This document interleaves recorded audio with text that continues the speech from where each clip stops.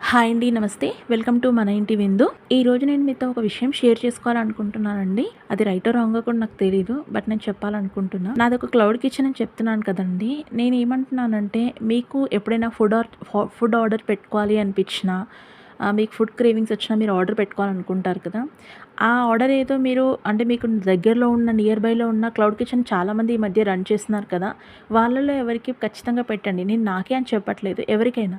ఎందుకంటే ఇలా పెట్టడం వల్ల ఒకటి మీరు హోమ్లీ ఫీలింగ్‌తో తిన్న ఫీలింగ్ మీకు ఉంటుంది.